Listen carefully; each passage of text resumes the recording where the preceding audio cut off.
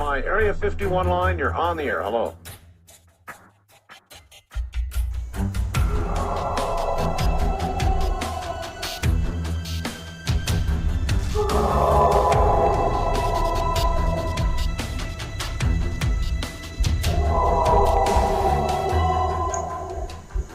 Welcome to the Blondes and Boos Paranormal Podcast, where what you've known as reality will be shattered by the truth.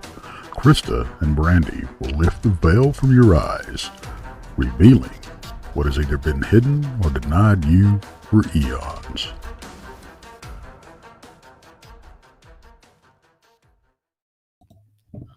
Oh, okay, my goodness. That's Y'all just don't not look as like cool. Krista. I'm working on it, though. Hello, everybody.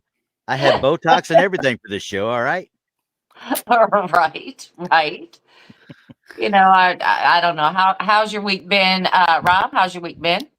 My week has been pretty good. I replaced 3 dead plants that the squirrels destroyed. Yeah, other than that, it's raining, you know. But the week has been pretty good. Nice. No complaints, finally. Look at Randy's face. He's already got to say something. He's like, just no complaints. It's going to happen here pretty soon. Just don't worry about it. Yeah. Well, you know what, Randy? There is always something that we can all find to bitch about. Well, you know, there's an old saying in the Army: soldier ain't bitching, soldier ain't happy. Yeah. Oh my goodness. I'm already got something to complain about. I'll be right back in just 2 seconds. See, there we go. I knew it. I jinxed it. See, there you go. So how's your week been, though? Oh, it's fine. You know, I have to work Sunday. My week's all messed up, so I'm like, ugh. I wasn't used to being off today. Does that mean I'm flying solo again on Sunday or something? Nope, I'll be home just in time. I'll be flying in. Yep. You be doing that fishtail into the parking spot, and away we go. Right. Yep. The wheels will be on fire, but I will be here. Burning rubber, as they say. Yeah. Yes. Absolutely. Yeah. And I see everybody's just kind of filing in. Good to see everybody out there. And for those of those people who we can't see, hi. Hi. How you guys doing? Jump in the chat. Come on, say hello. Yeah. It's nice to see those people out there. Yeah. Don't be shy. There's Mickey, there's Tracy, there's Jason, there's JoJo, there's Kevin, there's Boondock. Who else I got out there? And Werewolf. There's Werewolf and Pops. Of course, you got to have Pops. Of course. That is our nightly staple. Yes. Every show Pops is on. That's right. Well, he's still got to bow and pay homage, so. Oh, Lord, geez. Here we go. Every show, it's Randy has got to say something. Every show. Right. Oh, my goodness. But anyway, you know, tonight's show is going to be a little bit different. I know that the title says Places of Fear, and Bill Monday in September. Thank you, Mickey. She's been adding those up. I guess we have to have a special kitty. Because she sent the bail money the other day on my show. I know. I mean, prices have gone up. We need help. Well, you know, I mean, that's one of those things. So what she's doing is she's prepping y'all for September so y'all can buy her all. Well, because I'm also wondering if she's asking us to hold this money for her. Yeah. Oh, maybe for her. Yeah. Now, of course, she might have heard about my, last time I karaoke, which we won't talk about tonight. That's for Donny's show tomorrow. Okay, that's for Donny. Yeah. Rob incites a bar riot. Yes. Singing karaoke. How I just don't know what to do with that. It was such a beautiful song. How could that incite a riot? Why would they have such an issue? I don't get it. But anyway, back on track. We were talking about places of fear. We're not talking about places like, I don't know, that have been talked about on podcasts, things like that. We're talking about places of fear that put us into a paranoia state. Yeah. As in like dreams or movies freak us out, or just going into the woods might freak people out. Oh yeah. After an experience they may never go back in, and I've heard lots of stories like that. Yeah. I'm sure that everybody out there has a thing or a place that just invokes fear. Yeah. Mhm. Oh yeah. You know, Everybody's and- got to and- have one. Right. And I'm going to kind of start off with mine, and Rob and I are kind of the same here. It's the dreams that really get me sometimes. And it's the reoccurring dreams or Yeah. the extended dreams, where you start dreaming like segment 1, and then, maybe a few days later you start in on segment 2 of the same dream, and it's continuing on. Yes. And that stuff is the stuff that really freaks me out, because I do believe that dreams have a message of some sort sometimes. Yeah. Especially when they're super vivid. Oh yeah. And the one that really got me the most is I had a reoccurring dream, and I've talked about this a long time ago, but I had a reoccurring dream about this old farmhouse, and there was a broken down old truck out front, and I could really tell you what the inside looked like. And Yeah. I've never been in the house, and everything in it just was vivid. It was right there. It was right with me. And then all of a sudden I was out with my cousin. We're driving down these back dirt roads, just having a good time, talking, wasting yeah. time, as we were young. And I ran across that house. And I made them stop. I'm like, Yeah. that is the house that I have been dreaming about for years. Same Never house. knew it was even back there, huh? Never knew. It was in a totally different state than when I first started dreaming about it. Yeah. Because I lived in Michigan, and this was here in Missouri. Actually, if you want to know the truth, it's here in Missouri. And I'd never been down this road before in my life. So I kind But of you did knew it. research on it to see if it was somebody, perhaps that was related to us or something, anything. And nothing has come up or in its history or research. Nothing has come up about this house.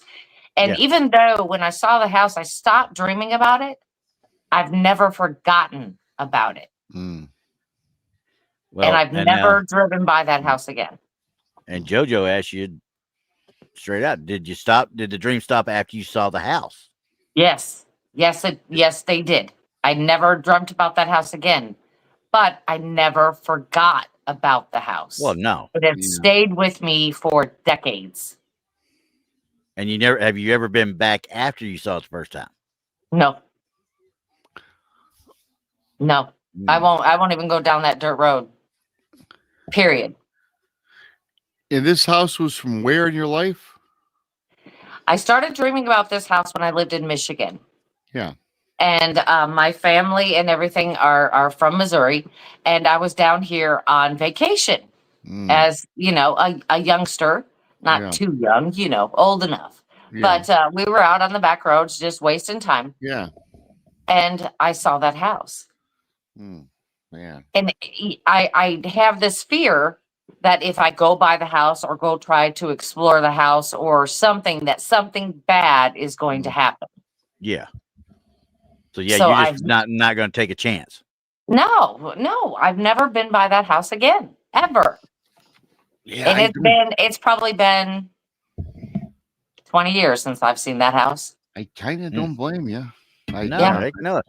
I'm a firm believer. We talk about this on Sundays all the time. I'm a firm believer in that gut feeling. Hey, I don't like it. I'm walking away right now, and I don't care if I ever come back to it. Type right. I mean, the house is dilapidated. I mean, it and this was back when. I mean, it may not even be standing today. Yeah, may not even be there. Yeah, but something was telling me something. I don't know if it's like, hey, there is something really bad in that house, and you need to stay away from it.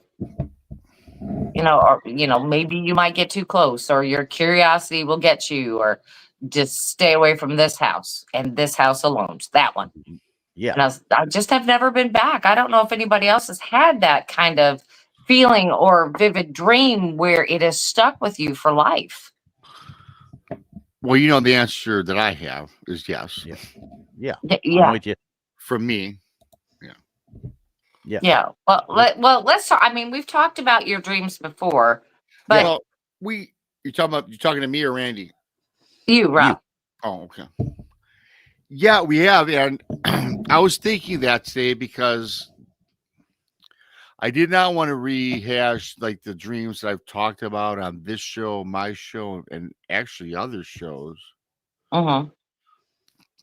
But one of them I'm going to have to go over because it's significant, because we talked about my show with Brian Bowden this past Tuesday went off the rails, as it always does with Brian, and we started Right. talking dreamscape.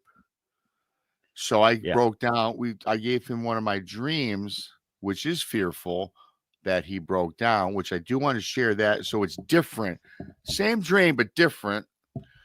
But for me, when you talk about dreams in general, I got to tell you guys, when I was a little kid, I had the regular dreams growing up. Like we all do. You have a dream during the night, you wake up and you forget about it. Most of it, right? Yeah. And when I was seeing ghosts at a younger age, at first I thought they were dreams. I find out today they were ghosts. They weren't dreams, right? Yeah. And Mm-hmm. then it was funny then as I went through life with regular dreams. When I say regular dreams, not the dreams that I have today. They're like your everyday dream. Mm-hmm. And then when I got married, and then I must say, right after I had the experiences with the shadow people, my dreams got more vivid. Mm-hmm. Oddly, even after we cast away the shadow people, my dreams throughout my life got vivid, but not to the degree that they were frightful. They were just a little more colorful. There was a little more background. There's more like, I don't know how to say it. There's more like verbalizing throughout the dream, like a story almost. Mm-hmm. And I would start having repetitive dreams over and over again. Yeah. And that went on. And then I had my Bigfoot encounter in 2018. And then my dreams after that went to another level, you guys. It's where the dreams are like I'm talking to you in person now. Yeah. Like I'm there. And they're colorful, they're vivid. And if I wake up in the middle of the dream at 2 a.m, when I go back to sleep, it starts again. It continues on from where it got left off. And Mm-hmm. then 2 nights later, it'll be like part 2. Then there'll be a part 3. And then a lot of the same dreams I'll have over and over again. And this never ends for me ever when I dream. Mhm. Always the same dreams. And now it's to the point, now I've been having dreams. And these are kind of what I have all the time now. And this is what I've talked about before. I'm always in a familiar place. Like it's always the Flamingo Hotel Resort in Las Vegas. I'm very familiar, and I'll be in there and I'll be doing my thing. And then all of a sudden I get lost. I can't find my way out. And I'm not in Vegas no more. I'm in some other realm. And then all of a sudden, my dad has passed away for the last 8 years, is always the one to guide me out. And I wake up. And I've had more dreams where I couldn't wake up, I couldn't get saved. And as you know, Brandy, we're not getting into that. I forget what it was, but I called you out of the blue at 4 o'clock in the morning because Yeah. you were part of this dream helping me out of it. And Mhm. the funny thing was, you happened to have a dream similar to mine that very night. And I think we went on YouTube and did a show, and we're surprised because we had a big crowd, and we're like, and yeah, you remember, right? Yeah. And that was like crazy weird. And then now I have to bring this up because the last scary dream I had, which today I think is more fearful now because of the show I do with Brian. There's a 20-minute conversation. I'm going to give the nuts and bolts. Most have heard it. You guys certainly have heard it. every June 7th through June 27th. In fact, right now, my brother and sister go to Las Vegas. They go to a place right by the Flamingo. They've gone for 25 straight years. I went for 5 straight years when I owned the bar because I could go because I was the boss. And today I just don't have that free time. So, and so I got to know a lot of people, and a lot of people they know. So last year, again, I'm not going to tell the entire story. I'm dreaming, and my brother and sister-in-law last year in June, they're in Vegas, and I playing Texas Hold'em, and I lost all my money playing this guy that looked like the guy from Phantasm, the Crypt Keeper, that dude, right? Creepy old man. Wow. Okay. And I lost to him. He had a full boat with 6s. He had 3 6s in his hand and something else, and I had whatever I had, like 3 5s. I forget the card combination, but he had 3 6s. He beat me. And in my dream, and it's a very vivid dream, I can feel the felt. I can smell the beer I'm drinking. I can feel the chips in my hand as I'm dreaming. I can feel this. I'm there. I am there. Yeah. And so I lost my money. I said, well, I'm not going to put no money in. I'm going to leave. So I get up. And again, in a familiar spot, the Flamingo, and I'm walking out. I'm going past some poker tables, some roulette wheels, this, that, and the other. Familiar environment. And all of a sudden, in this dream, I'm walking down a corridor that was dark. It was like a hallway into nothing. I'm by myself. It's black. A hand goes on my shoulder, spins me around. It's the old man that beat me in poker, the creepy guy. Says to me, I knew what you had. You're playing cards with the devil. And then I freak out. And then all of a sudden, like I said earlier, my dad always got me out of these situations. So this guy turns into my dad. Robbie, I got you. Extends his hand. I grab my dad's hand. I can feel him to guide me out. Then he starts pulling me like he's never pulled me in my entire life, even as a kid, firmly. Yeah. And it's my dad. And now he doesn't turn back into the old man. He turns into like a demonic looking figure and says, I'm taking you to the fire lake. And the floor beneath us opens up into a pit of fire. And he's pulling me into this pit, laughing creepily. And I wake up immediately, I'm sweating. The bottoms of my feet are burning. The next morning, I woke up with a blister on the bottom of my foot. Yeah, see, that would cause me a lot of that was fear issues. Yeah. That and I will tell you this, and then I'm trying to make sense of my feet, this dream, the heat, because and I'm trying to make common sense of it. Because that day, that morning, I was barefoot all day, walking, doing my garden, and I forgot I didn't put on shoes, and my feet were all like walking in dirt. They're all dirty. I said, screw it, I'm not putting on shoes on. So I kind of tore them up a little bit. So I said, oh, yeah, it's probably my dumb ass I caused something. But I thought it was kind of weird about that dream and how I woke up with my feet on fire and a blister the next morning. Maybe it was from me being a dummy walking around. And so you could have created it too. You could have created it from your own, psyche. I could have, and that was that dream. And now everybody listening, that dream is like watching a TV show. Yeah. My dreams are vivid and they're colorful. I can distinctly hear everything. I can feel and taste in my dreams now today. Yeah. I told that same story to Brian on Tuesday because we went to the dreamscape part of it.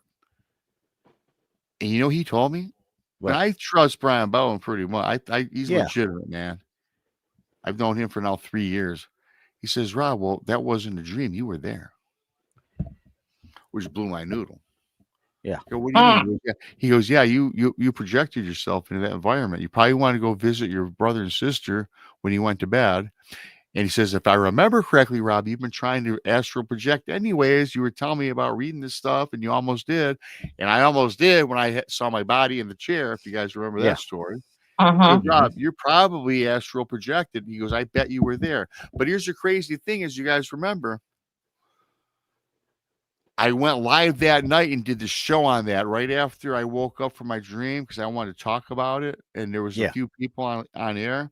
My brother and sister who were again in Vegas happened to be in their room getting ready for the next morning. And they know they have the alert bell for my shows. And they said, "Oh, wow, what's Rob doing on at 3 in the morning?" Well, 3 in the morning here was 12 there. And so they were getting ready to turn in for the next day. So they're watching my show and they heard me tell the story that I just told. And they called me. Yeah. Are you here? What the hell are you talking about? What's going your on? YouTube channel. What's going on? Are you here? Why did you tell us? I'm not there. I'm not there, you guys. So they go, okay, well, they went down to the Flamingo because their hotel was not far from the Flamingo. It was like 2 blocks down because they're in the same vicinity we always would go to together.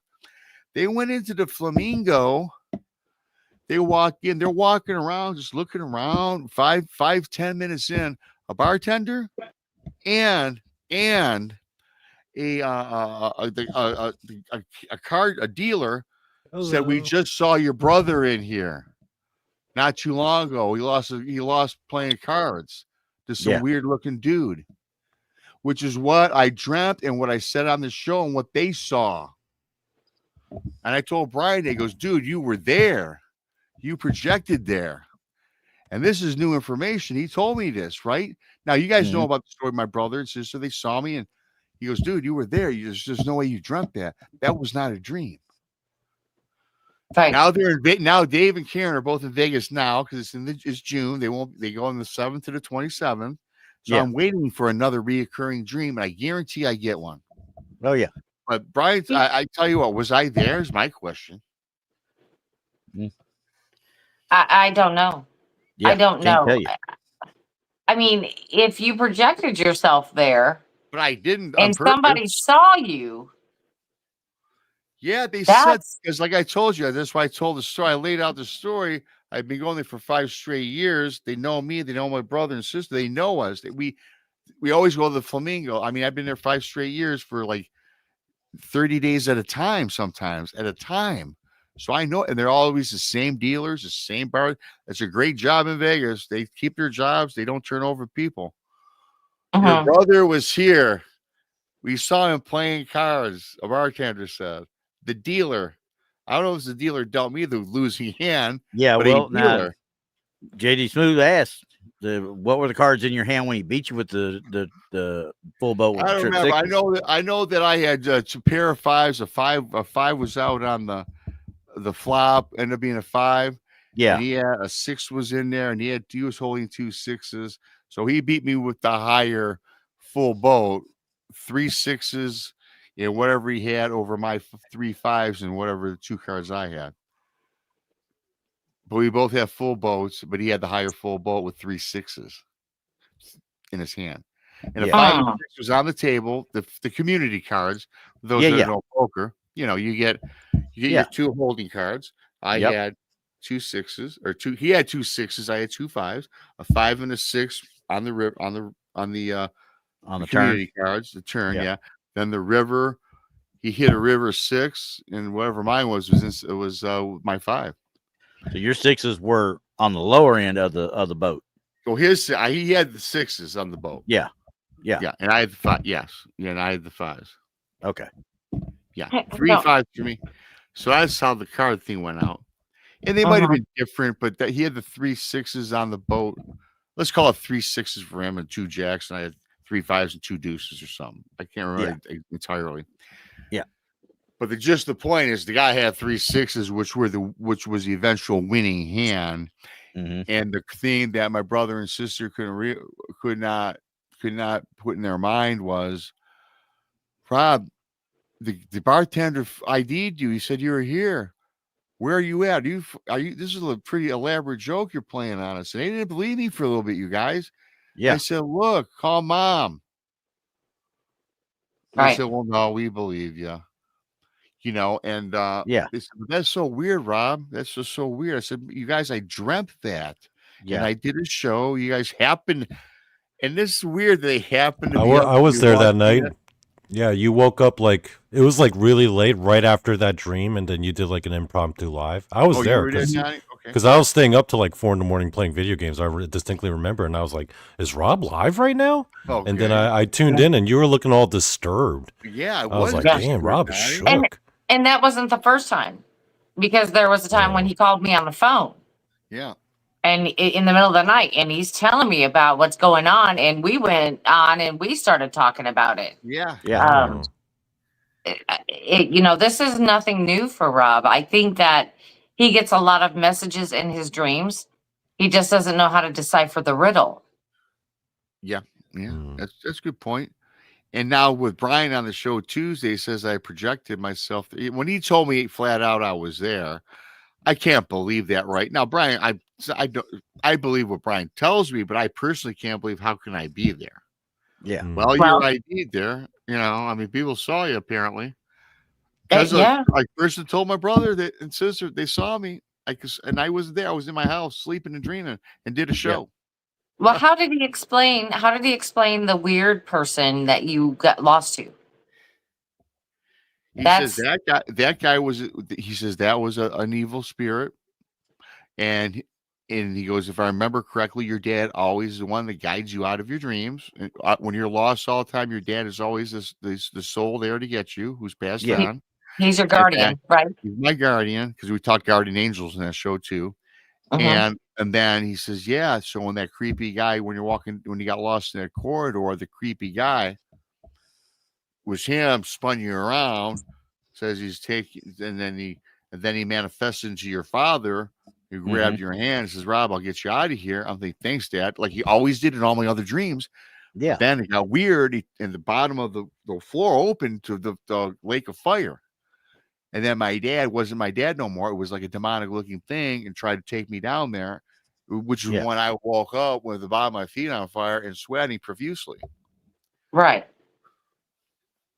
That story always just is strange, because you've got living, breathing people saying, I just saw him. Yeah. And this isn't a matter of, and this was boom, just very quickly. I did the dream. I did the show. During the show, my phone's going off. I ignored it until I was done. It was those guys, my brother, sister. Hello, what were you doing? Are you joking? We just saw you. We happened to catch you live. Are you in Vegas? No. Well, Johnny, the bartender, ID'd you that you're here. So come on. I'm like, I'm not. You want to call Mom? Mom knows I'm home. I'm out in Vegas. Yeah, I wouldn't go that far to pull you guys. What's the chances you're watching YouTube at 12 a night in Vegas? Right. I'm surprised you're not out. Blah blah blah. Right. Yeah. So it's kind of all coincidental in a way, because they happen to see the YouTube show that I'm on. They watch it. Whoa, what's he talking about? Is he just an elaborate hoax on us, on my siblings, and this, that, and the other? I said, no, I'm at home. I'm at home. I don't know what else to tell you. Do you know what else just kind of creeps me out? It puts me in a state of fear. Is that when I'm home alone at night and I've got the drapes open or the blinds are open. Well, I have got to go around and make sure all the blinds are closed, the drapes are closed, the doors are locked, and I do that several times. I don't know what it is. I don't know if it's like from the movies, all the movies that we've seen growing up, all the scary movies. Somebody's always lurking in the bushes, or OCD. It could be that too. But I mean, something creeps me out if I can't see out, but I know somebody can see in. Yeah, I'm that way with the closet doors. I make sure the doors to the closets are closed anywhere I sleep. For whatever reason, don't know why. I just don't want the closet door open. Now, have you always had that fear of the closet since you were little, maybe? Or is this just... Well, I didn't like it. I mean, I think it was, I think it was back then. I mean, because I probably woke up with a half open closet thinking something was coming out to get me as a kid, and I never thought about it, but I just don't like open closets when I'm sleeping, because it's kind of freaky. You wake up looking, there's an open door there, what the, type thing. So, Well, I want to know who started that dang monster under the bed thing. Where in the Oh, that's heck did another that come from? I don't know. I I think it's children who are, they always say children can perceive things more readily when it comes to It's the paranormal. possible. So they're seeing spirits of things hiding under their bed or in their closet. Yeah, but who else has a phobia of putting their leg or arm over while you're sleeping? Yeah. No, I don't have that issue. No, I don't have that issue because I always I've sleep never with my had that dog. issue. So if there's going to be something freaky like bothering me in my sleep, I figure my dog would. Yeah, my notice it dog's gonna first. get my cat's gonna get me up before I know what the hell happened. So yeah, that's I like don't know a what it ghost is. alarm system. I can't have my foot or my hand, anything hanging over the side of the bed. I can't. And then it's like I stay in one You're still muted, spot. Rob. Yeah, There you go. Same thing. I mean, I lay out on the if I'm laying on the couch, I put my arm out. I mean, the only reason I know that I do it is because I had a cat one time that would literally pet himself on my hand while I had it dangling over the side. Yeah, I don't know, for whatever reason. I would think that I would be scared of looking under the bed because I've seen a lot of weird movies. But I'm with Randy on this. I always shut the closet doors when I go to bed because if the closet door is open, and it's maybe because I'm me, but I can see things in the closet that they take on shapes and faces, which I know I'm manifesting. It's not really there, but the way our 100%. imaginations are, I shut it. But I want to go to sleep sometimes, so I need to shut that door. Yeah. The closet that I have in my house right now, you can go into the bathroom and then there's a pocket door. And you can go in that pocket door through the bathroom, but it goes all the length of my bedroom, and then you can get out at the other side in the bedroom. So it's a very long closet. I don't have any problem with that closet. I don't care. I'll leave the doors open all the time. Yeah, but are you physically laying there in bed looking at the open closet? Yeah, I can see it. Yeah. See, that would drive me insane. I don't know why. It would just drive me insane. I would not be able to sleep. But I don't know. Maybe it's because it's a pocket door and not one that just opens on hinges or something. You know what I mean? I'm not even worried about the thing opening and closing. I'm worried about the fact that I look in there and in that darkness, I want to see a black something. void. You see an abyss. Yeah, exactly. You're right, Donny. Yeah. You're right, Donny. And really quickly, Brandi, I was muted, I guess. I heard you talking about Windows, this, that, and the other. And I was telling you guys I can't watch the Exorcist movie or anything. Now I find even today, and I just did this when I finally watched The Exorcist, the original one, Linda Blair, and then I also after that I watched Emily Rose. Oh, The Exorcist of Emily Rose. I love that movie. It's from Michigan, if I recall. Yeah. But Connecticut. I used to watch those types of things, try to, because I never got through The Exorcist. But now I'm cool about it because what I'll do now is I will watch it at 12 or 1 o'clock in the afternoon. Yeah. With all the windows open, light coming in, and I'll watch it. And I'll forget about it by 4 in the afternoon, so I don't dream about it. Yeah. And I'll enjoy it instead of being scared of it. Because at nighttime, I turn into like a fraidy cat watching by myself scary movies. Demonic that's movies. my favorite pastime. I love that stuff. Oh, I man, absolutely that's love with so cool. somebody, it's better, and I enjoy it. By myself, I just Mhm. don't like it because I think they're watching me. I guess I have a phobia of that. I don't want to invite that stuff into my living space. You know, accidentally open up a literally portal. sitting there watching a movie. Though, Donny, you're right, man. It's my fear. It is. Yeah, it's like it's just a movie. Yeah, and it's kind of. But see, movies based on the story, I truth, mean, there's a lot of differences between the And real then you story get scary and the movie. dreams. You know. I've said this 1,000 times. I'm not trying to have no scary dreams. I want sexy dreams, not scary dreams. You do, Donny. Yes, we all do. However, I will say this really quickly. Yeah. If it's based on, if it deals with anything demonic, I believe in God. Therefore, I believe in the devil.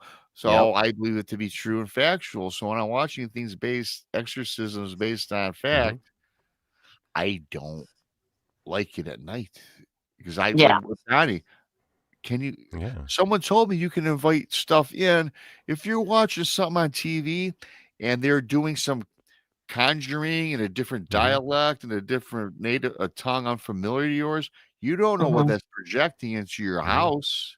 Yeah. Well, Think about it. It could be something you don't want no. That's I tell you what. I thought that was foo. Today I think differently. I still think that way though, as far as that goes. I mean, I sat there and watched The Ring 100 times, and nothing's ever come through the TV at me. No.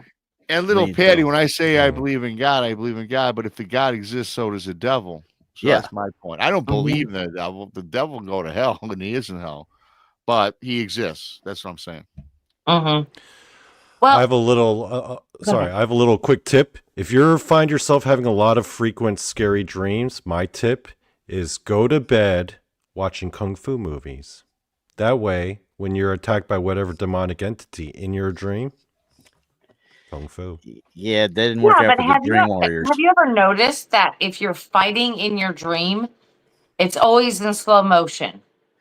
Yeah. And I can never get away. I swear, I can never get away. I know the trick around that. Because I noticed I had the same issue until I figured out you actually have to transform yourself into something faster. So like you literally have to make yourself into like the Flash. You have to change your own personal attributes. If you try to fight as you, then yeah, it's going to be slow motion. But then I would turn myself into like a video game character or a comic book character, and then it's on.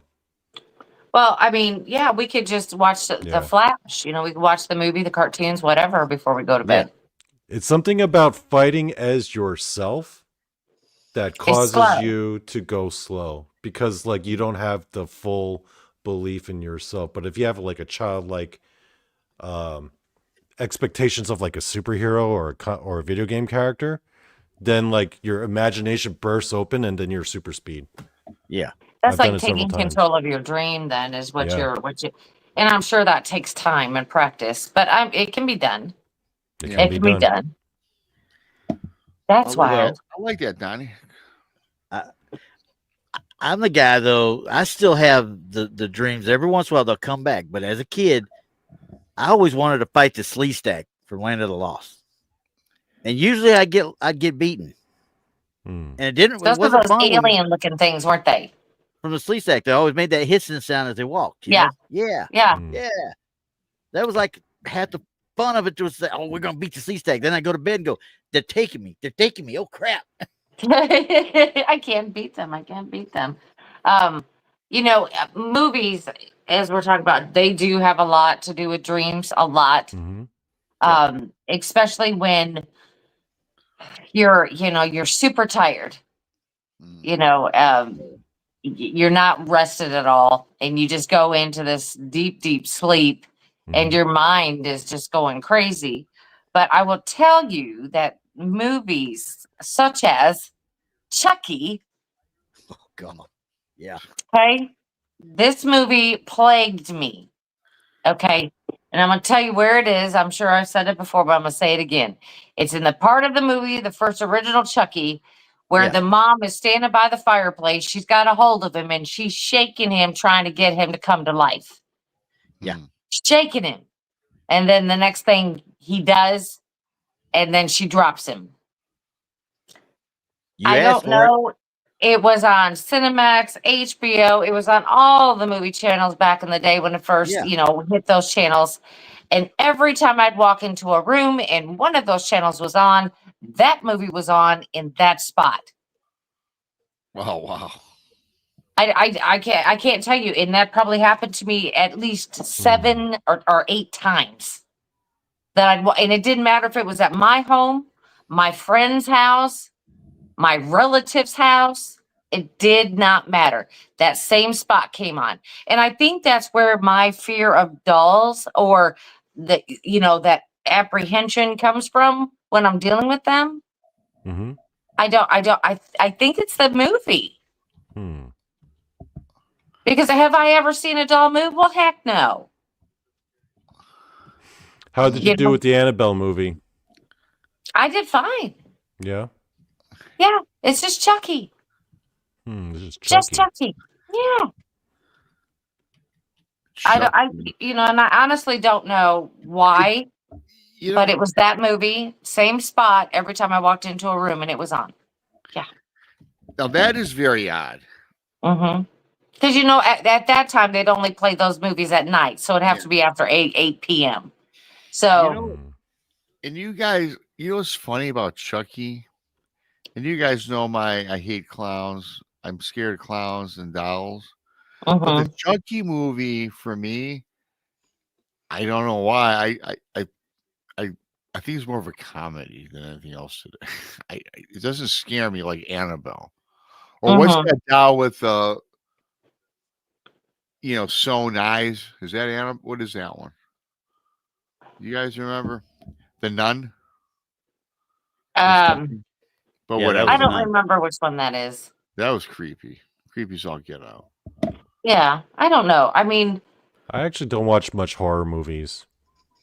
You know what, Donnie? Since for the last 5 years, I kind of don't either. I'll watch horror documentaries, but I'm not. like documentaries I'll watch, but not like straight up. Jump No. scares stress me out. yeah, They're I quit watching them a long uncomfortable. time ago. Yeah. They don't. Now I'll watch a good ghost story. Trust me, I'll watch a good all day ghost long. story Yeah. anytime. Ghost story. I'm not too scared Yeah. of those. But I don't like, like the Friday the 13th and Nightmare on Elm Street Slasher and, movies. I'm not a part slasher. 20, 28, 30, whatever part they're on nowadays. It gets to be the same thing. Kudos to Jamie Foster or not Jamie Foster, but what's her name? Jodie Foster? No, it's Jamie Lee Jamie Lee Curtis. Curtis. Jamie Lee Curtis. Thank Oh, you. yeah. I was putting two people Yeah. together. Well, Jamie Lee Curtis to keep up those movies for so long. Well, I tell you, I do like the Halloween. Of all those movies, I did like Halloween the best, especially the original. Yeah. And I don't want to stir the subject. You know that the original Halloween movie, when it first went out, they didn't have the music. John Carpenter's piano. Mhm. And when it debuted in a couple theaters, it was a total flop. Well, And yeah, then because they he didn't have said- anything with it. Yeah. And then he Yeah. put just that music in it, and it just became a million bucks overnight. I mean, Right. think about it. Every slasher movie, every one of those slashers had their own little entrance theme. If you want to get right down to it. Yeah, no, yeah. Mm-hmm. Yeah. Well, who And, has the fear of coming home and none of the lights are on?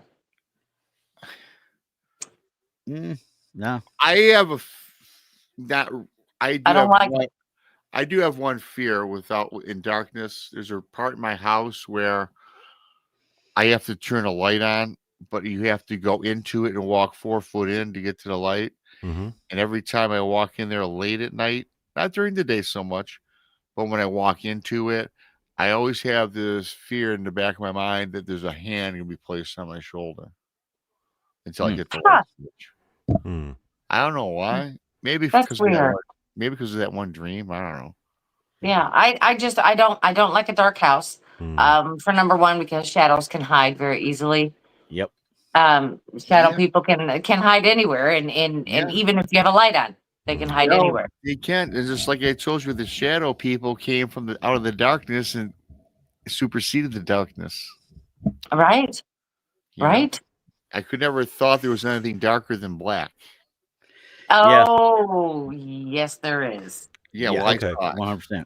I can tell you guys a scary dream I had recently, but this was a different kind of scary. This wasn't like demonic or ghostly kind of scary, because those things I'm not too worried about, because I've had plenty of practice like turning myself into like comic book characters and defeating them or whatever, right? They're easily defeatable if you know how to do it. However, the dreams that gets me are the ones, okay, there's a couple, but I had this one where you're not on the top of the food chain. So I had this one dream fairly recently where it was like this family picnic, right? And it wasn't just like my immediate family. It was like all of my relatives and some of my friends growing up, like a whole bunch of people that I knew. We went out into this meadow, like right behind I can't describe the property. It's like a Korean style pension. A pension is basically like a rental property, like a vacation home. Yeah. But it's not like a beach house. It's usually like in the mountains or like by a in the meadow or woods. something. Yeah. Yeah. So it's like a Korean style pension. That's what they call it in Korea. It's a vacation house next to a meadow, right? Okay. And then we're all in the vacation house, we're setting up drinks and cups and we go through this whole thing like, oh, I got everyone here. All my loved ones, all my friends are with me. And then we have everything. Everyone's bringing their food, their drinks, and then we set up all the tables and the plates and everyone's outside enjoying. And all of a sudden, freaking Jurassic Park happens. Like pterodactyls come down and start picking people off. Like I see like my mom get gored by like a triceratops, freaking T-Rex comes along, velociraptors, everyone's running for cover. People are dying, like my friends and family. I'm panicking. It's like those dreams where like you come across like a bear face to face and you're just like, oh man, I'm about to get eaten. Yeah. Like straight up about to get eaten. I think I kind of had something not as drastic, but when the first time I saw Jurassic Park, I believe that I remember having a bit of a nightmare. Short, but yeah. The first Jurassic Park was kind of scary for a lot of people. It was. Yeah. Yeah. Completely out of the realm of anything they'd seen. Right. Yeah. I mean, it wasn't scary for me as watching it, but in my dream, it was terrifying. Yeah. Yeah. I read the book Jurassic Park well before the movie and thought it was awesome. And then I said, oh my God, and then became a movie many years later. I'm like, holy cow. Now, actually, the book was much better. I'll give it that. Michael Crichton was amazing with that book. I love me some Michael Crichton. Yeah. Yes. Yeah. Oh, he's got tons of good books. I used to be an avid reader decades ago, but and the movie came out. I went and definitely saw the movie. Now, those movies like that don't scare me at all about dinosaurs and stuff. Even if people are going to get, off unalive, that's so, it's just a movie. Because, but man, I love them. I love I never liked the sequels. Let me leave it at that. The first ones of every movies are the best. Well, they got the next one coming out. What is it? July 12th, I think. Yeah. They're kind of World Dominion, whatever. It's getting a bit ridiculous now. Yeah, they're pushing it too far, but they're making money on it, so I understand why they're doing it. I would be interested to see what this was going to do because I saw the trailer and it looks fabulous. Yeah, because they got Scarlett Johansson in it now too, and you're like, what the heck? What they doing? Right, I'm interested to see what they do with her. Yeah, I mean, it looks fantastic, but I don't know because you know how it can be. It'll look good and then it's horrible. Yeah, I think it's kind of like the new Twister movie. The new Twister movie. It just didn't hit like the first original Twister movie. I heard it was good. I heard it was good though. No, it is good, but it just wasn't. It wasn't the same level though. It wasn't the same. No, it just didn't hit like that. Yeah, you weren't going. Yeah. The original Twister, I can watch that over and over again, much like they always put on. I get mad at that show, though. I'm like, there's no way you're going to sit here and hold on to that post while this outside wind comes over. You're going to look up at the center. That is Come on now, guys. Give me a break. It's not a hurricane, people. Yeah. Not a hurricane. They'd have been diced to shreds by just the debris. I know. And that's what I thought was funny about that whole movie is like, there may be an eye of a tornado, but you will never see it. No. You never get to that point. The eye of a tornado is the most serene, calm place you could be inside. In a hurricane. Or even a tornado, even. Yeah. No, the debris would be flying so fast through that. You're inside it, though. It doesn't go through. I was reading a doc on it. I just seen it, but you could be right. They said inside the eye of a tornado is quiet. Well, yeah, it makes sense because spinning so fast the debris does not actually go inside. It's on the outside. Here's the problem with that. I'm not a the laws of physics. The laws of physics of this, that wind and debris is spinning so fast around it, that inside part of the tornado, whatever you want to call the eye, is going to be a complete vacuum almost. Yeah. You're not going to be able to breathe. There's going to be no oxygen. There's going to be no air. There's going to be nothing. You would combust.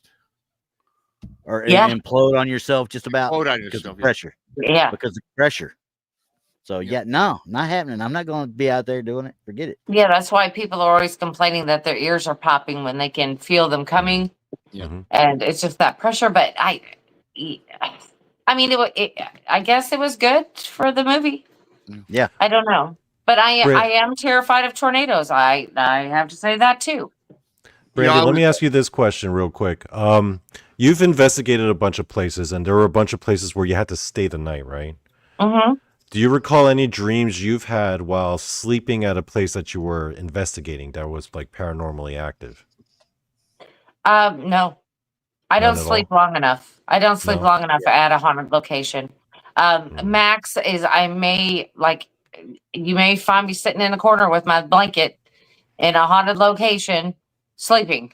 I'll get like a 20-minute nap, 30-minute nap in, and then I'll go back to investigating again. Normally during investigations, you will notice that you will have a peak activity time where everything's happening all at the same time, and then it just dies. It just everything just completely goes silent and nothing is happening. It's like watching paint dry, you know, and you're sitting there. Well, they have to recharge. They have to gather up their energy to redo that. Well, that's when I sleep. I take my little power naps. And then, you know, when I get up and then I start going, you know, looking for stuff again. It's funny how it happens, but it happens a lot more than you think. Yeah, I mean, because I sit there and I'll nod, you know, a little bit here and there, whatever, when I'm trying to investigate. But like at Hill House, we knew it kind of died down a little bit, you know, and we were in the main living room area, and I was in that big fluffy chair. I sat down in it, and I just kind of leaned back, and there was a point where I kind of roused up, and because I thought somebody was over the top of me, and I just kind of went, yeah, nobody there. All right, and went right back, and I knocked out for about an hour. That's the most I've ever slept on any investigation. I was like, wow, I must have been really comfortable or really tired, one of the two. I don't know. I think we wore them out because they were quiet for over 2 hours. Yeah. They're absolutely just quiet. But then again, we've talked about that. That's a different show about all women investigating and then all men investigating, how you can get two entirely different investigations. You know what I mean? It's strange how it happens, but like you guys got a little bit, you had this happen, a little bit of that happen. But we as women went in there as a group and we were just bombarded for hours. Yeah. So, you know, there is quite a difference. Yeah. So I am interested to see how the dynamic will change if there's a good mix. Yeah. You know, not just a whole bunch of women and one guy. I would like a good mix of men and women going in there as a co-ed team and investigating that house. Because I would like to see if we could get, you know, same or different results. I mean, I would like to know. Yeah. Yeah, because I mean, y'all got hit, like when y'all were doing it, y'all got hit with a bunch of the knocks, bangs, stuff like that, and a couple of feelings here and there, whatever. Whereas, you know, we kept getting little things. We never got anything big. You know what I mean? Other than finding that vortex that I had found and me and Tommy hearing the voices upstairs. But that was it. Gosh. Yeah, we saw a full-bodied apparition. We were hearing voices. I felt the breath on my neck from Toby screaming at me. Yeah. Because he was right up on my back. And just all kind, I mean, knocks. The lights were going on and off. I mean, it was just so much that, you know, we had to go outside to breathe. Yeah. What did a full body apparition look like? Well, it was kind of on the dark side because we were in the dark, of course. But you could see him walking. He was broad-shouldered, kind of looked like a balding man from the back. And you watched him walk out of the room on the upstairs. You watch him walk all the way to that back room. Oh wow! And I think I know which one you're talking about. Though they tell you about him too. That was I want to say the doctor, if I'm not mistaken. Wasn't that the doctor that had the place?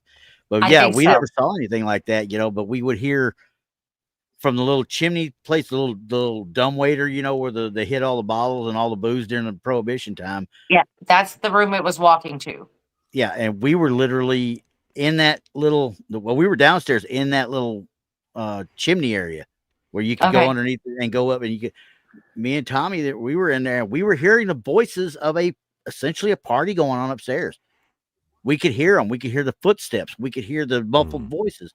We could hear all this, but we knew nobody was up there at all. Not one. Wow. No. And we turned off the little, the radio thing. But that all being said, what you experienced, what I experienced, everything, I got no problem in sleeping there. Mm-hmm. I'm not And scared. we of had, that. yeah, and I had a totally different experience. Yeah. So No. So my first investigation, or the first place I ever like went on an actual investigation for, and I slept there, man, I had a real gnarly dream. So I told you about the first place I investigated. It was Burnbrae Manor in upstate New York, where they had like this barn that was converted into like motel rooms. Yeah. It was deep into woods, and I had specifically asked the people before going in there that I want the least haunted place. So the person organizing it put me in that barn area, and then later on I find out that it's the most haunted place. Yeah. And the specific room I was staying at, people were saying that they would see like full body apparitions. So I'm like, yo, did you do this on purpose? I was vexed, guys. Yeah, I bet. And I was extremely paranoid. This is the first time ever I'm sleeping in a haunted location. Yep. You know? And I'm all paranoid. I'm barely able to sleep because I'm like, I got all the lights on. I'm like sitting in the corner. I have to go to the bathroom. So when I go to the bathroom, like I do my thing in front of the toilet, but I turn around real fast in a kung fu pose, you know, because I'm all nervous, right? And I have to keep the lights on. Fu? And, you know, I want to scare them. You know, they never seen an Asian guy with the kung fu pose. They might be like, whoa. I bet they have. They may be like, what's this? Ghost is like, what's this going on here, right? Yeah. So eventually, it's like 5 a.m. I accidentally fall asleep because I'm just that tired, right? Yeah. In the dream, I never have dreams like this where I'm not me. I'm someone else entirely. Okay. Yeah. Mhm. I am a little white girl, swinging on a tire that's hanging from a tree, right? And I must be like 7 or 8 years old. And in the distance in front of me, I see these two women talking to each other, but I can't see their faces. I can't make out their faces. One, because like the details are kind of obscured. Yep. But then also because I'm swinging back and forth, so it's kind of hard to focus. Yeah. But for some reason, I know that one of the women talking is my older sister. Ooh. Right. And then all of a sudden I see that woman turn away from the other woman, walk towards me as I'm swinging. And she gets behind me and she gives me a really hard push. And you know, do you remember as a kid when you would swing on a swing set and then when you look up at the sky, it would look all freaky? Yeah. So I remember I look up and I'm looking up at the sky through the branch that the tire's hanging off from. Yeah. And then all of a sudden, everything starts spinning really fast, like really fast. And then the whole like image starts getting like really shaking. And everything's vibrating. And all of a sudden, I just jump out of bed. And I'm like, what the hell was that? I was asleep for like an hour. And I'm not, every time I dream, I'm always myself, right? Or I'm always, in this dream, I was not me. That was the weirdest part. I was like this little white girl. Yeah. And everyone was dressed like they were into like the late 1800s, early 1900s. Wow. It was weird. It was like virtual reality or something. Yeah. Or, you know, people may argue it sounds like a memory from a past life. That very well could be. And apparently, according in that location, the story goes, the guy who owned the place, was allegedly murdered his granddaughter, who was like 6 or 7 years old. Oh, come on. Yeah, see, I get that. I get that. You know, another thing that people use is remote viewing. Yeah. You know, and they can basically remote view today, you know, the present and the, you know, in the past. And is it possible? Then you didn't even know it, possibly. But there again, there's a whole different show. And I was in the most haunted spot. And I was so annoyed that they put me there. Yeah. See, you could have been dreaming about somebody's past life or Or it got yours or transplanted onto your brain at that point, you know. or It's like, something. That's Yeah. a whole different show, Donnie. That's a very deep subject right there. yeah, yeah. That will make for a good show. But Yeah, that's why I'm I so think so. paranoid about the conference, guys, because Rob, you and I are going to be sleeping in that barn, just like this setup. Yeah, Donnie, you know, I was kind of, as I was listening to you, this is going to be my first. Well, I'm going on the ghost tour, but there's going to be 20 of us. That's going to be nothing. The ghost hunt, but that haunted ranch, I'm looking forward to. To sleeping there. Yeah, I am. I'm kind of looking forward to that helmet thing. Oh, you're going to try the God's helmet? Well, I'm 50-50. Well, that thing, just like I said the other night on a show, I said that thing is not for everyone. Well, I don't care. Well, I'm sure it's for me. Everybody says that, but this thing can cause seizures. So, Yeah. I mean, you got to think of like just putting a dang microwave on your head and turning it on. I'll just bring some epilepsy pills. I mean, that's what you're basically talking about right there. And my thing would be for all new beginners is to watch Terry Mosby. Watch her do it. Yeah. And then if you can handle watching her do it, then I would maybe, but she has a good eye for people that can handle it and then others that can't. I'm pretty sure I can handle it. Yeah, it's like putting a microwave on your head. No. It's fries your brain? No. It puts out some EMFs that are pretty dang strong. It will it'll make my brain even crazier than it is now. Well, it'll make you see things the way I understand it. Well, yeah, it'll make you see things that other people can't see. But the point is if you're already having these most vivid dreams and sometimes they're not pleasant, could it amplify that by subjecting yourself to this massive amount of EMF waves? I don't know. I'm not even going to take that chance because it could also cause a big issue with your personality. I'm just going to say it straight out. Just like what they figured out with lobotomies way back in the day, hey, we're going to fix his personality by poking part of his brain out. Sure. Come on now. Sure. Well, again, I want to do it, but we'll see. So when you put it on, it's just like flashing lights and stuff and patterns. Yes, but they're not random. They're to a beat. And the beat may be a tribal rhythm. It could be any type of rhythm. And you can hear the beat? No. Oh, it's just a rhythmic pulse. The rhythmic lights pulse. Oh, okay. And as it's pushing them EMFs into your head. Oh, it's like actually zapping EMFs? Oh, it's zapping you with EMFs while it's pulsing that tribal or whatever beat. Yeah, so it is, like I said, it is not for everyone. It's not good for long periods of use or frequent use. But it is different to use. Now, I've used one once. It wasn't Terry's. I used one from the man who made Terry's. It was his that I used. So when I used it, I didn't see anything, I don't know, super crazy, I guess. But I seen shadows that were right there in front of me that I couldn't see when I took the helmet off. So, I mean, it was that. And I did it for about like 15 minutes and that was it. That's all I needed. Oh, so you can still see around you, right? Like yes. But when I got done, man, I had a headache. My eyes were watering. It wasn't pleasant, for the longevity. You know what I mean? At first it was pretty cool because I was seeing stuff and it's not as vivid as Terry does because Terry can use it easily.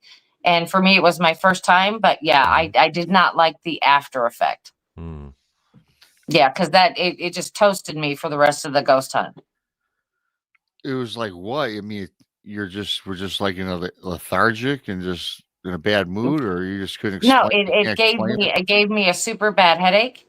Like your brain felt like mush afterwards, I'm guessing. Yeah. Yeah, it did. It gave Yeah. it gave See, me so almost to a migraine. Almost to a for migraine. I've been a hardcore gamer for most of my life, so I think I could sensory wise, I think my brain can handle it. Yeah, but you're Yeah. talking visual from a distance. Yeah. But this is going to be visual right up on you, pushing them EMFs into your head. So that is a different. It is totally different. And maybe you could. I mean, I don't know. I mean, I push warning with these things because it's not a toy, and even though it looks cool and sounds cool, and maybe you might have a good experience, but then again, you could have a terrible experience. I Or I didn't could just have a wind up terrible walking away experience. and be like, man, I got a headache, guys. Someone here I have an did. ibuprofen? Yeah. Yeah, that's Well, exactly I what would like happened. to have a crazy experience, which I won't mind, to be honest with you. My thing is this: what you just said. Now, I wouldn't want to be shot for the rest of the conference. Right. Well, it's just the rest of the night until you get some sleep. You kind of have to sleep that off. It's what we call the kind of like a paranormal hangover.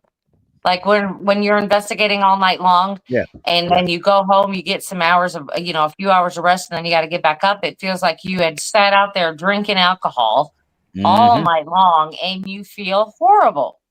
Wedge is asking, I wonder, do people continue to see things after the session is over? Good question. That's hard to say. I didn't. I see things anyway, so it is really difficult to say. It was easier to see what I already would see. Yeah. It just made it a whole lot easier, for when those things are moving in front of you. It was very easy to notice them. Because my eyes didn't have to adjust as hard on them. I don't know why, but it just didn't. It was very clear and crisp to see through this thing. But like I said, if you can handle it, it's a great experience. Okay. Well. Yeah. I think that. But like I said, you got to be aware of that headache, because once that headache comes on, you're done. Yeah. You're just done. So it could ruin a whole investigation. Yeah. Well, I'm with you too, Donnie, man. We'll be spending the night there, haunted ranch. That'll be interesting. The ghost. Yes. Yeah, it'll be fun. Hey, We'll be guys, partying it up. Everyone's going to be drunk. There's going to be girls, Rob. listen. Yeah. What you have to do, and I'm telling you, set your alarm for like 2:30 in the morning, and both of you just get up and go out and sit in the middle of that barn. Oh, okay. Yeah, we could go out, explore the property at like 2 or 3 in the morning together, Rob. Yeah, that'd be cool. We'll just walk. You can. You don't have to. I'm not going. Hell yeah, I'm going. I'm not. I'm going to be gone for almost a week. I'm going to take full advantage. Sleep is not a problem. I'll sleep 3 hours a night. Don't matter. Right, but I suggest you get up about 2 a.m. Yeah, between 1 and 2. That sounds like a plan, actually. Yeah, Randy, are you? Wait, no, you're staying at the hotel, right? You're not staying at the barn. Yes, yeah, I'm staying at the hotel. But listen, what I would do is I'd get up, get my coffee, and just sit out in the middle of that barn. Okay. And just listen. Yeah, and Donnie Jason McLean won't be there. So that's right. good Donnie, too. man, it's gonna be the Donnie and Robbie. We'll be hanging out. Well, Tex will be there. Tex is staying there. Yeah, Tex will probably get up with you. There's another one that'll he'll wind up bit of a repellent too. But he'll wind up wandering off on his own anyway. That's what he does. Yeah, true. Yeah. I mean, going out and investigating the property, for number one, you're right there by the river, so I would be very careful. And it's not a little river, just saying. But nice. But a lot of women. The river water tracks goes to, let's see, what do you call that? A source. Especially if it's a flat area. But there are some cool places. There was a fire pit down there where you can walk down to, and they have things to sit on. You can sit on those out there just in the quiet and just listen. Yeah. There's just so much that you can do. But like I said, you don't have to get up and walk around out there. Just grab you something to drink, sit your butt down right in the middle of that barn and wait. Yeah, that's pretty cool. Because you can hear drums, you can hear things walking around out there, and there's nobody out there. Oh wow, yeah, that'd be cool. Yeah, you can't hear them. Yeah, that'd be pretty sweet until you get up on them, and you're like, okay, that's cool. So I mean, there's a lot to do just by sitting around having a cup of coffee Mhm. and listening. Yeah, excellent. Yep. That's But usually what I do when I go in the woods. I've never had anything happen within the rooms. I've stayed there many times and nothing's happened within the rooms, so you'll be fine in the room. Yeah, I'm still picturing this room just being like army bunker with a bunch of Well, cops. I mean, it's got a rustic feel to it. I Well, mean, No, I'm picturing like just an open area with a bunch of dudes hanging out, sleeping in bunk beds, like in the army barracks. oh gosh, no, they got their Oh, own no. rooms. Oh. You got rooms. Oh, no open okay. bay. No open bay. What the No, you heck? got rooms out Oh, there. it's a room. Okay. No, dude, you go get you a cot There's and you 4 set that separate cot up down in the bedrooms. daggum barn. That's what you do. You Oh, get you a cot and set it up in that barn, okay? You're going to be living it up high style in that barn. Okay. Mhm. I thought it was just like, freestyling. No. Not a room It- room. Oh, No, you'll have a room. Yes, your own room. The door closes. Oh, okay. Yeah. Yep. Very good. I didn't know that. Yeah. Oh, we have so- privacy. Oh, shucks. Yeah. Yeah, sure. you but can leave hey. your door open, Donnie. That doesn't matter. Hmm. Well, yeah, I would lock it if I was y'all. Oh, okay. But you'll be surprised. You'll be surprised. It is rustic. It is not. I would say. I like rustic. That's cool. Good Yeah. word. I mean, I've stayed in a lot of places that have been worse. I can honestly say that. Oh man. Mhm. Yeah. well, So, but I stayed there many times, and it's actually, you should be refreshed by staying there. I always felt good sleeping and well rested while I was there. Hmm. Okay. But whatever happens outside of your room is a different story. Yes, Mickey G. It's not like summer camp, Rob. Yeah, okay, Mickey. I don't plan on going to summer camp. I'm going to haunted I've- camp. I've literally never been to a summer camp. Never. You're right. I- So, for all you ticket holders going to the conference, you are invited to Big River Ranch. It's going to be on that Thursday evening. What is that? The 18th. The night of the 18th for Yeah. our social night. Texas You know, secret I parties. just noticed something. I just What's noticed up? something that, everybody's giving me all sorts of what about me not having the right banner and stuff and right ad on my Truth or Tinfoil side. But what do y'all got here? Come on now. Oh, I That's the don't even old know what that one. is. That's the old one. We don't even show that anymore. I think I'm the one. I tell That is everybody special. about it. Hey, you know what I should do, guys? I should make a theme song for the conference. I didn't even think about doing that. Maybe you do that. should. You better get to work. Yeah. Hmm. This Yeah. is your AI. Then Yeah, I I'm can gonna- put that out in ads on the podcast side too. Yeah. In fact, Daddy, you're so you do such a good job. I'm going to be sending you a bunch of. I guess we could all do it. I mean, we know how to know where Nope. to go, but Nope. you're getting so you're perfecting it so much. I'm going to send you a few things. To, I already showed you guys how to do it last night. All you gotta do is just have the right prompts and just tell it what to do, and then it does it. I might play around with it. You saw what I did with that Monica image. That was pretty good, right? Yeah, that was pretty- actually it was- hilarious. It was Yeah. pretty good. Oh, get well soon, Monica. Hope you listen to this. I know. I hope she's She's out. of probably the going, let me out. Yeah. Well. Really quickly, I wanted to bring up some. Oh, by the way, Brandi. Yes, you're talking earlier. I was thinking about something about fear. Mm-hmm. I were to see I've never seen a tornado except up in the air where I live, so we don't get them really. Mm-hmm. Yes, I would be very fearful to see like a big 1 mile wedge coming at me. Mm-hmm. That I used would to be I used to fearful. dream about tornadoes quite a bit. That would be really. fearful. And the message behind it is tornadoes mean something that ties and binds you. So that means you have an obstacle in your way that is keeping you held down into one position before you can move forward. Yeah. So that's what basically a tornado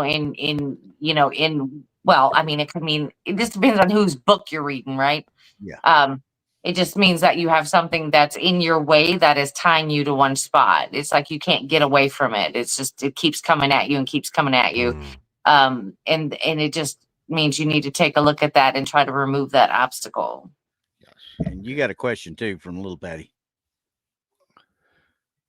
Yes, that is correct, little Patty. It's Big River Ranch in Lexington. You can look it up online, everyone. You can Google it. Yeah. And as long as you have a ticket, you are more than welcome to come. There you go. Yeah, come party with us, guys. Yes, Thursday, Yeah. the secret party. Secret party. It's Texas the secret party. The secret T Diddy party. The secret T Diddy party. Secret Yeah. party. The secret text party. We had texted about a 10-minute secret party on Thursday on my show. We went. We discussed. I told Tex that I was extremely disappointed. I thought we were friends. That I was never invited to these secret parties he's been throwing apparently over the years, and debauchery and everything else. Who knows what goes on? I thought I was going to be an A-lister, but I guess I wasn't. So we had it out. You were invited. You were invited. Yeah, You went to no, one. I've been to a couple. I mean, it's not as crazy as. Yeah, I know. But anyway. Usually it involves a very sober and annoyed Jason McLean sitting in the corner, quietly judging everybody. Drinking cherry Coke. Yeah. Yeah, we were judging Yeah, people. he's drinking cherry Coke. Oh, Brandi, Yeah. come on! You're not judging on this week. Next Heck no, month. I wasn't judging anybody. Hey, I listen, was. I know you're not. So, off the secret party subject, because that's run its course. We've done it, blah blah blah. Hey, you know what? Oh, I'm not done with it yet. Trust me. Well, Randy, you can do what you need to do with that, because I'd like to hear what you have to say. But everybody knows, since this was about fear, that my very fearful, of course, dreams, number one. We already talked about that. Yeah. Clowns. Clowns and of course dolls. There's a couple reasons behind clowns, and one was my dad. I went to a Christmas party. There was a clown there, and let me tell you, the clown was no clown. Okay, and I scared the crap out of me, and I'll never forget my dad for that one. So immediately from that, I had a phobia. But what enhanced this, and I've told this many times, is one book. Since we're talking about things that fear you, I always made mention about that movie It, or the book It, that I started many times. And just to show everybody, this is about 10 years old. The movie It, Stephen King, It. See that thing? Yeah. Now, it's not so much. I've got that exact same book. It's not so much, but Randy, you see how thick it is. It's over 1,000 pages. It's even starting to turn a little yellow. I get this far, and then I have to put it down. I've never read the entire book. I've had it for a decade. Make it past the first iteration for the 27 years later. I've had it for a decade, dude, and it's so much. And I watched the movies, and they don't scare me. The movie, I mean, like the ultimate book versus the movie. This book blows the movies away 10 times. That one. And I haven't completed it yet because it scared the crap out of me. I've yet to complete it. I've had it 10 years. I don't even the Pennywise that's in the movies that the two movies that's come out. The Pennywise in that does not scare me near as much as Tim Curry's Pennywise from the daggum TV movie. Well, that was I seen that too. That was scary. He was good at it. That was scary. It was just he was so good at it. You're like, this guy's really freaky. But he looked real compared to what the guy. I will give you that, Randy. He was scary as crap. But the thing about the book is just so penetrating, and it's just so evolved. And there's like 50 characters in here versus 10. Oh, there's a bunch. And the thing about this is I'm a fast reader. To understand this book and get the characters, you got to almost study it, slow read it, which would take you like 3 months. You can't skim it. You can't skim it. You gotta read it. No, you gotta read that. Like a college textbook. You know who I would like to see play Pennywise? Tom Cruise. Yeah, no. For some reason, I feel like he could pull it off. You saw him in Tropic Thunder. I feel like he could pull it off. Yeah. That was caught me off guard. Tropic Thunder caught me off guard. An Interview with the Vampire. I feel like Tom Cruise as Pennywise would be kind of terrifying if you think about it. I don't know. I think with Tim Curry. Interview with the Vampire I liked until Brad Pitt got all humane. Come on, just go kill. Come on, you're a vampire. Well, I've read that whole series. you know. Oh, you're By an Anne Anne Rice Rice. fan? I read that whole thing. Oh, Yeah. I read up to Vampire Lestat. I but read I them didn't all. read the whole series. I read the whole thing. Oh, you're an Anne Rice fan. Yes. Yeah. I was sad she quit writing. I mean, she didn't quit writing. She went on to write Christian books after that. Mhm. But she stopped the whole series because she also did the series The Mayfair Witches and a few Yeah. others. I like And that. I really enjoyed them. I mean, they did not scare me like I think Hannibal Lecter was one of the ones that scared me a Ooh. lot Oh. That's when I read that book. That was something that I did not read before I went to bed. Wait, are you talking about like Silence of the Lambs? No, I'm Did you talking read about that- Hannibal Lecter. Same author though, right? I read the Red Dragon. Yeah. Yes, that's the one. Yeah. Yeah. That's the one. That's the one that really got me. Because Silence of the Lambs, I guess because I saw the movie and I'm like, well, I don't want to go back and read the book now. I should have. But I mean, it just didn't. The movie was kind of like this to me. It was kind of freaky, but the actual Under the Red Dragon or whatever that's called. What was the name of that? Red Dragon? Red Dragon. Red Dragon. Yeah. That one was odd. Fantastic. Then They I actually saw the did an movie. earlier version of that movie called Manhunter, if you recall. Yeah, I Back in the 80s, remember. Okay. Yeah, it was a long time ago. Yeah. Starring Ray Romano's dad, I believe. Ray Romano's dad. Yeah, I think he was like Hannibal Lecter in that, which is kind of funny. I'll have if to you go watch, back. like, It's been a everybody- minute for that one.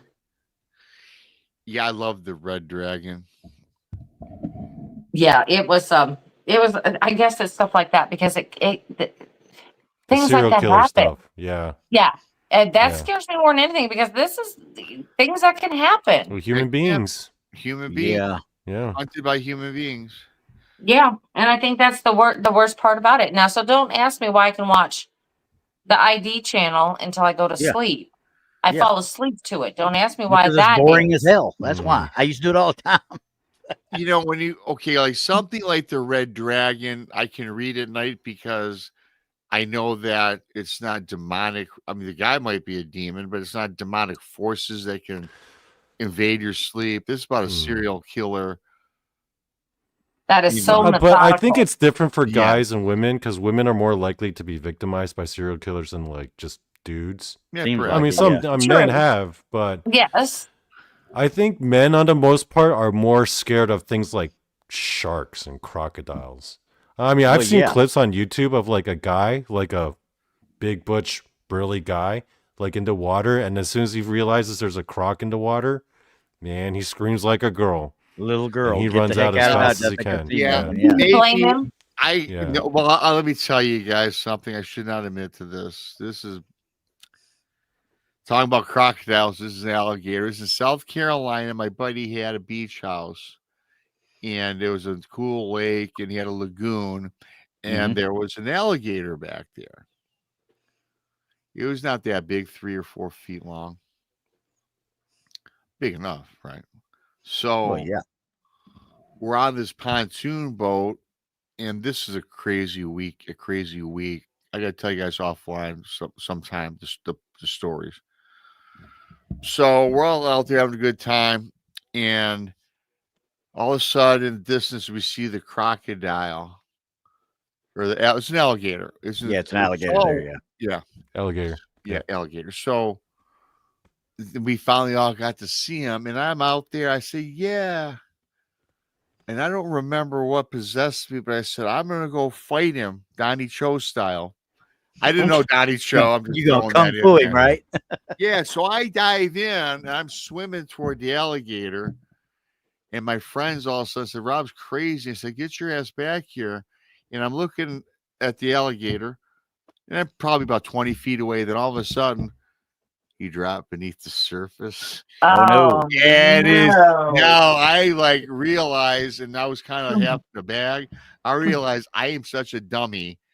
I was so scared, and people on shore screaming, "Get back! Start swimming!" It reminded me of Jaws. I'm swimming. I get to the deck and I slip. I fall back in the water. True story. They pulled me up, and that no crap, the alligator came right up and just swirled around and disappeared back. How close was it? How close did it get to you? About 3 feet, I guess. Oh, damn. You know what he's doing right then? That's the dumbest thing I ever did in my life. Never do it again. But that's you know what he's story. doing? He's sitting there looking at you, going, "I knew I'd get that sucker out of my daggum swimming hole." That's what he did. He was probably because I was told he was friendly. I was told he was friendly. Wait. Hold up. No. There is no such thing as a friendly gator, okay? No, there's a well-fed gator. Yeah, I got a pet gator. Oh no, I've actually been researching that, guys, and there are people who have formed bonds. I must say, I was only in my 30s. I'm just saying. The only bond gators ever have. I was still young and dumb. Yeah, it's the food bond. You feed it, it'll be kind of nice to you. They're food motivated. They're not like, oh, I love Donny Cho. I'll be nice to Donny Cho. It's like, no, Donny Cho's gonna feed me, so I won't bite him this time. Yeah, that's how that goes. I'm that old man in that one little video clip where the thing comes up toward his cat and he takes his iron skillet, walks down and bashes the sucker in the nose, and he's like, "Ooh." Yeah. Well, I could see Donny Cho trying to prove me wrong. He'll go out and get himself an alligator and just start cuddling with it. Take it to bed with him every night and start cuddling. And they'd be like, see, Brandi, did you not see that? Did you not see that clip of that one guy who had an emotional support gator and he would walk it with like a leash and he would bring it around and people would pet it and stuff? That's a well-fed gator. Yeah, it's exactly what it is. It was a friendly gator. And well-fed. And gators grow to their enclosures. They don't grow, just keep on growing. If you've got a gator and you're keeping it in a terrarium or something in your house, it's never going to get bigger than what the terrarium will allow. Yes, that's correct. Right. Yeah. No, a well-fed gator is a nice gator. Yeah. It's actually not that hard to well-feed a gator, though. It. Their caloric requirements, because they're cold-blooded, are not nearly as high as something like a dog or a bear. Very slow. I still ain't petting it. They can eat a chicken and be done for 2 days. Yeah, they eat a couple chickens and then they're good for a while.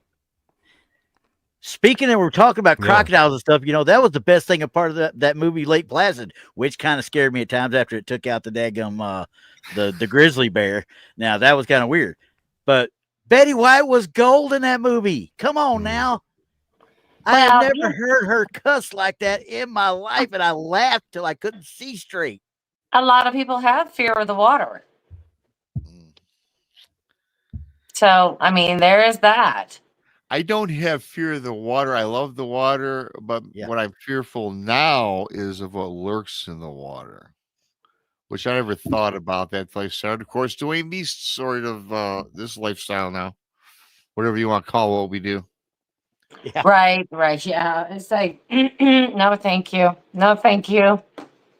I don't know. But, you talk about being scared. I mean, when people have experiences in the woods, such as seeing Bigfoot, Dogman, or whatever, there's people out there that won't return.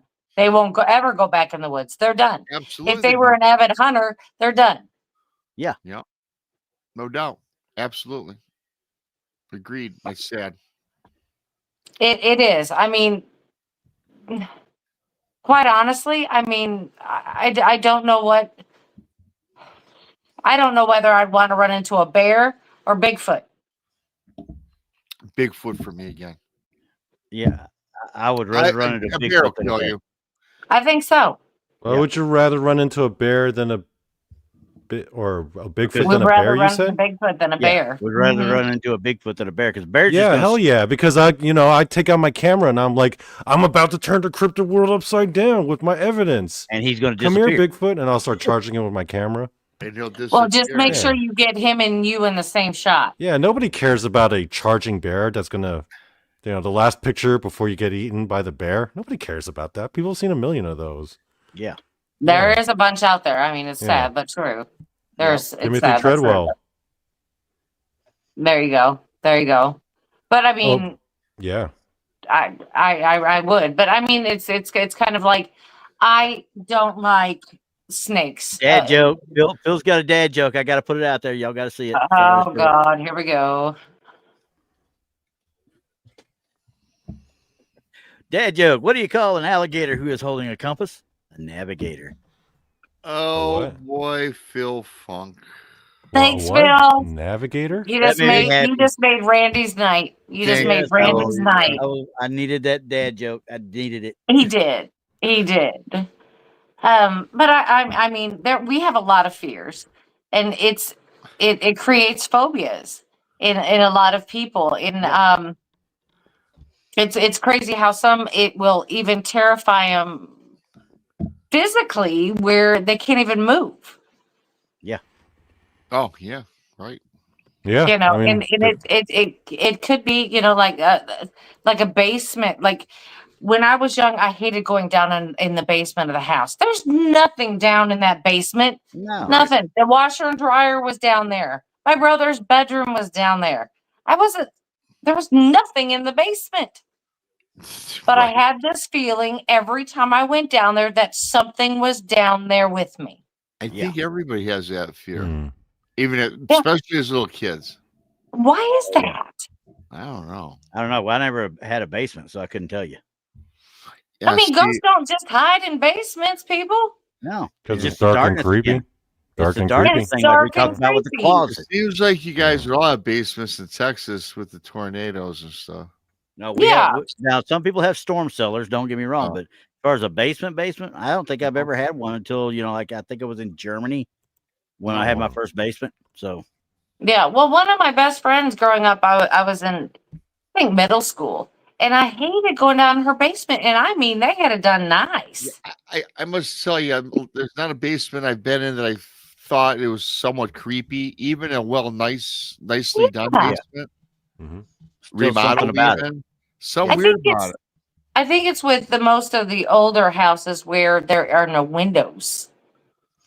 There are You no know, you might have a little bitty space for airflow or whatever, but Yeah. there was no windows. Well, in today's modern houses, you have basements and you have walkout windows. Yeah. They're at the ground level. Yeah. So you can actually actually see, kinda you'd have a And it full actually size puts window. and it puts light into your basement, which is kind of cool, actually. Yeah. Maybe one day when I grow up, I'll be able to afford one of them. I can't afford it. No, excuse me, the ex-wife. We had that at my house, along with the $80,000 granite countertop flown in from Africa. Yeah, we were divorced 3 months later. We all know that story. Mm-hmm. Mm-hmm. Well, Boondock says for me to turn the power completely off, and that feeling will go away. No, it won't.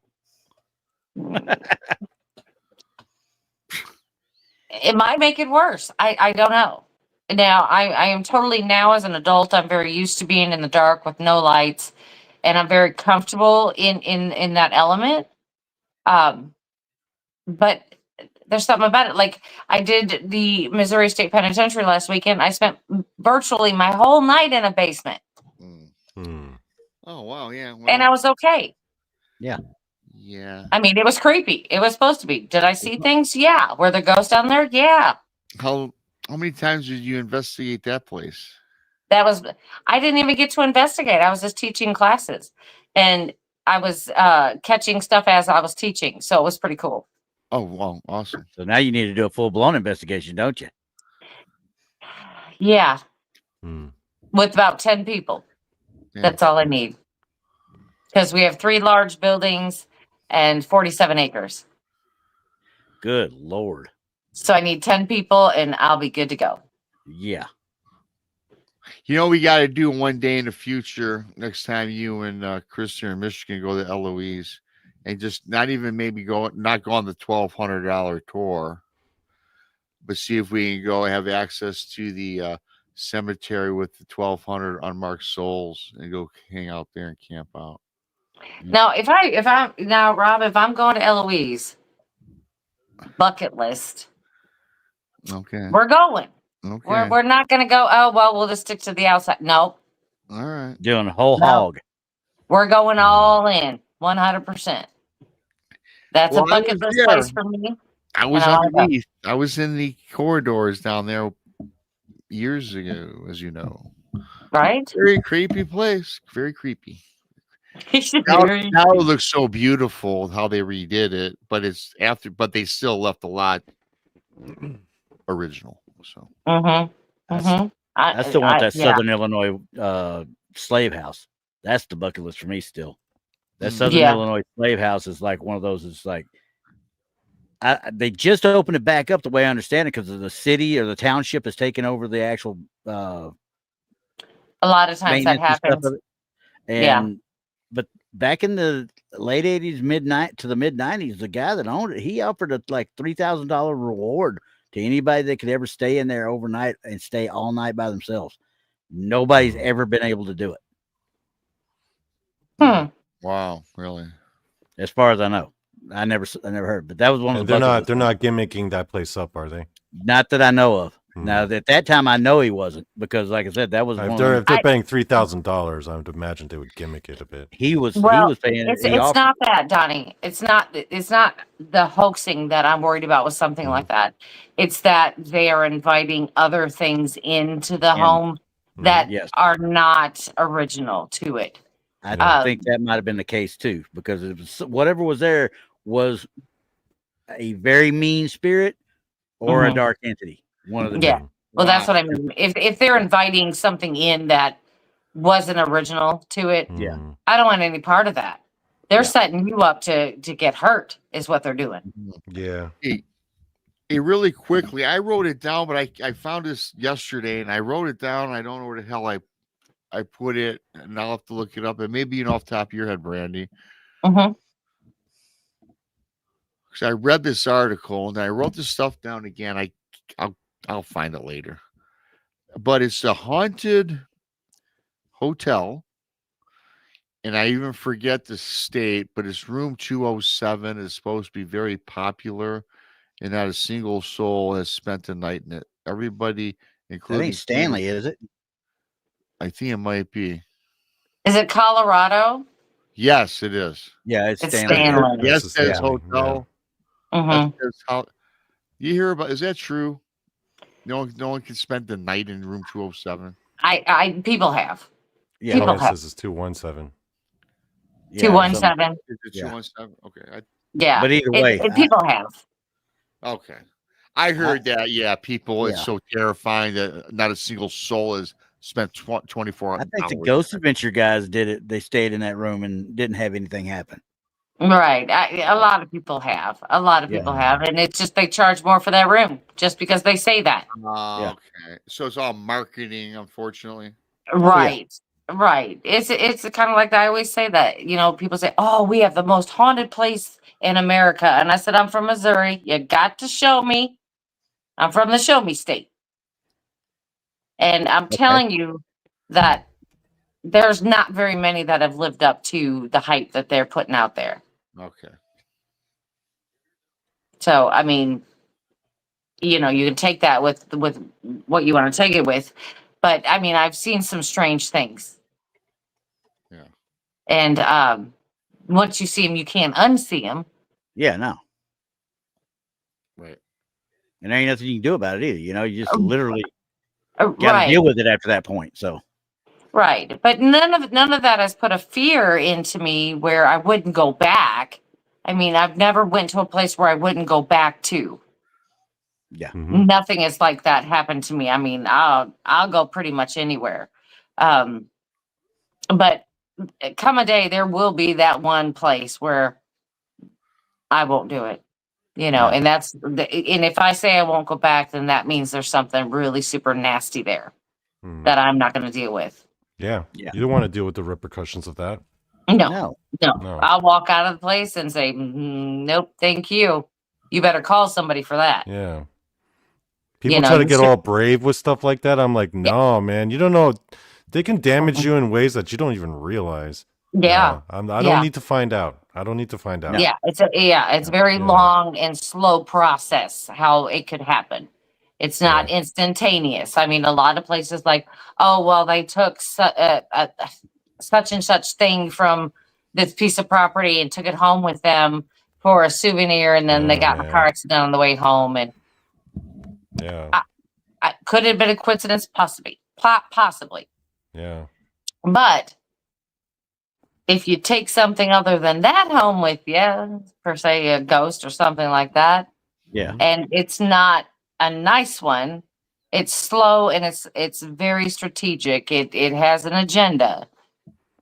So I mean, it can torture you over a long period of time. Yeah. Mm. I mean, So I've it's heard of a instances slow- where slow people just get torture. stricken with like straight up cancer. Mm. That's not something you'd want to get.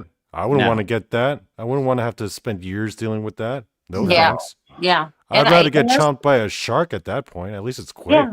Well, there's a lot of No, places like that. I don't know about Yeah. that. Shark. There's a lot of things Yeah. like that. Like, with Greg Ogles and the group he's with and Trey Hudson, Yeah. and they all go to the meadow. Well, guess what? Yeah. They're all coming up with illnesses. Now we know a man already is yeah. not with us anymore. Yeah, Yeah. one has already passed away. There's another one, I believe, who has cancer. There's a lot of problems going on from investigating this one outdoor Yes. location. Yes, absolutely. And another thing that we talked about sometimes once in a while, all these old timers in the Bigfoot world that are researchers, and not when I say old timer, they've been doing it a long time, not that they're old. They've been getting zapped with this infrasound for so many years that they're Yeah. passing away with brain problems. Yeah. Yeah, Well, I mean, it's it's not a joke doing this It's stuff. it's Right. not. They can mess you up in ways that really insidious ways that people don't Yeah, even realize. Yeah. right. So it's always Yeah. good to be in control where you're at, that you're feeling good where you're Yeah. at. I mean, we have talked about this. Yeah. You must be 100% going into a location. Otherwise, you're just easy pickings, Yeah. Yeah. And what I mean by that is you'll have something with you don't want to take with you. Do you know what So- I would do, guys, if I were like to die and come back as like an evil spirit? Mm. I would zap people with herpes. I would just go around up to like a group of paranormal investigators. They can't see me. I'll just walk through them. I'll be like, and you have herpes, and you have herpes, and you have herpes. You know why herpes? Because it doesn't kill you. Because I'm not a terrible guy. I just want to, Yes, you are. I just want to inflict them with my bad attitude is all. With your own affliction? What? I just That's wanna what hit it them- is. Leave it to Donnie to think of that. And on Can that I, note, everybody, we have come oh. to the end. We're now at 1 hour and 41 minutes. We're Yeah, just going good to show. cut that right Yeah. there. Yeah. Thanks, Donnie, for the visual. And everyone in the chat, you all have herpes. Oh my God! Please, Donnie, stop now. Yes. No, Face herpes. anything that Donnie says is all on Donnie. I'm just kidding, guys. We You do have my not share his blessings. thoughts. They're called blessings. And you have blessings, and you have blessings, And you There have go. blessings, yeah. And you have blessings. There you go. That's how we're going to end that. All right, everybody, catch tomorrow night with Rob. He might be doing something a little bit different, so make sure you hit that subscribe and that notification bell so you can catch his show, because he may be coming on a little bit early.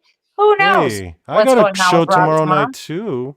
I'm kidding to you. Oh, Hank. okay. I thought you forgot me. Okay, never mind. No, I thought you hang forgot on. That's me. because you're easily forgettable. Oh, I am kind no, of. because Yeah. I was going to do you last, I but am that's kind of. okay. So make sure you, like I said, hit that notification bell for Rob, because he's doing something a little bit different tomorrow night, and you don't want to miss it if he comes on just a tad bit early.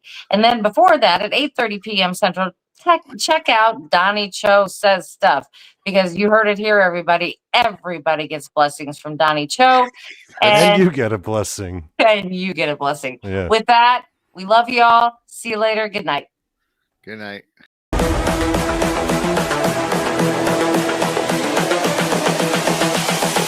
This is the future.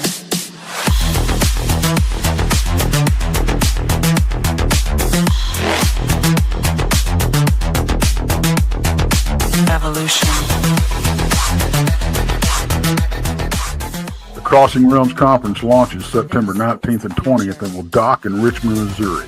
This is already being called the event of the year, folks.